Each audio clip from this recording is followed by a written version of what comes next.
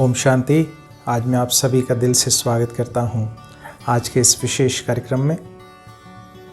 आज हिंदी कैलेंडर के हिसाब से जो हर मास की कृष्ण पक्ष की जो अष्टमी है उसको हम कालाष्टमी के रूप में मनाते हैं। शुक्ल पक्ष की अष्टमी दुर्गाष्टमी के रूप में, कृष्ण पक्ष की अष्टमी कालाष्टमी के रूप में हर मास मनाई जाती है। तो ये विशेष यादगार है, ऐसा गायन है। पिता परमात्मा शिव कालाष्टमी पर काल भैरव के रूप में अवतरित होते हैं। जिस पिता परमात्मा शिव को कालों का काल महाकाल के रूप में भी याद किया जाता है, वो काल भैरव के रूप में अवतरित होकर हम आत्माओं को काल के पंजे से छुड़ाते हैं, काल के चक्र से छुड़ाकर हमें अमर कथा सुना के अमर लोक में ले जाने का पुरुषार्थ कराते हैं।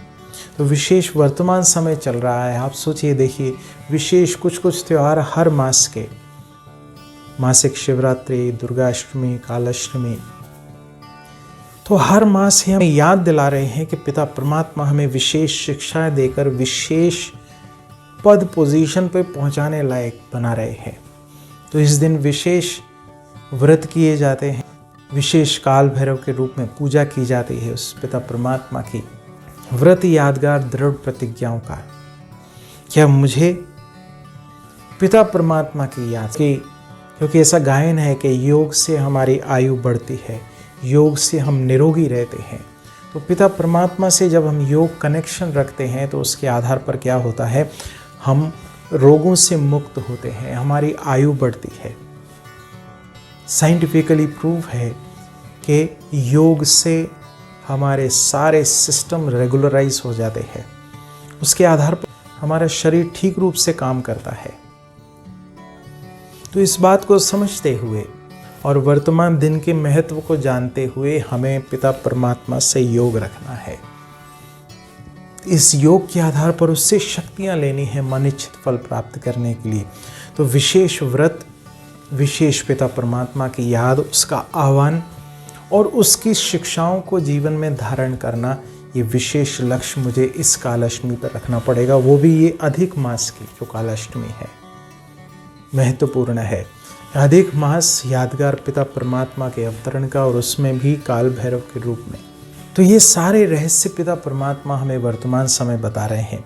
तो अब इन बातों को समझते हुए आप सभी को हार्दिक ईश्वरीय निमंत्रण है कि आप आएं, आकर समझें किस प्रकार से पिता परमात्मा इस धरा पर अवतरित होकर प्रजापिता ब्रह्मा के माध्यम से हमें ये श्रेष्ठ ज्ञान प्रदान कर रहे हैं, और हमें इस सहज राजयोग और ज्ञान, सहज राजयोग की शिक्षा देकर हमें मानसिक रूप से सशक्त बना रहे हैं, और इस ज्ञान के आधार पर हम खोए हुए देवत्व को फिर से प्राप्त कर सकते हैं, मनिच्छित फल प्राप्त कर सकते हैं।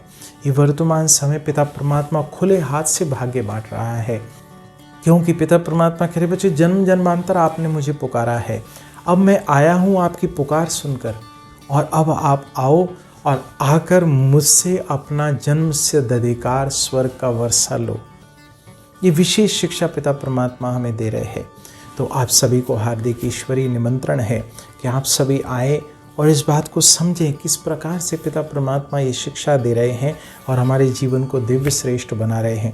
तो किसी भी निकटतम प्रजापिता ब्रह्मा कुमारी ईश्वरीय विश्वविद्यालय की शाखा से संपर्क करें और समझें पिता परमात्मा के इस विशाल दिव्य कार्य को, और अपने जीवन को धन्य श्रेष्ठ बनाने का पुरुषार्थ करें। इन्हीं शुभ भावनाओं के साथ आपका आने वाला समय मंगलकारी हो, कल्याणकारी हो। आप आगे बढ़ते रहें, पिता परमात्मा से शक्तियाँ लेकर अपने हर कार्य को सुचारू रूप से कर सकें। आपका और पिता परमात्मा का दिल से धन्यवाद। तो बैठें अपने मस्तक पर। मैं आत्मा मस्तक सिंहासन पर विराजमान, पिता परमात्मा की दिव्य संतान,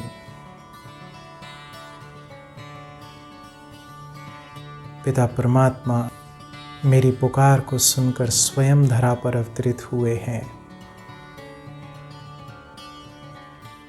अब मुझे उनकी शिक्षाओं से अपने जीवन को दिव्य श्रेष्ठ बनाना है।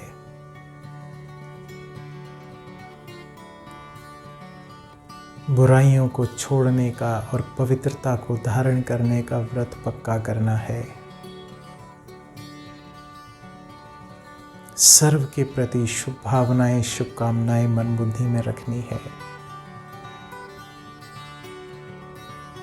सर्व के कल्याण की भावना रखनी है। तो देखें अपने दिव्य शक्तिशाली स्वरूप को। मैं आत्मा चमकता हुआ दिव्य सितारा, मस्तक सिंहासन पर विराजमान, परमात्मा ज्ञान गुण शक्तियों में संपन्न दिव्य श्रेष्ठ आत्मा। ओम शांति।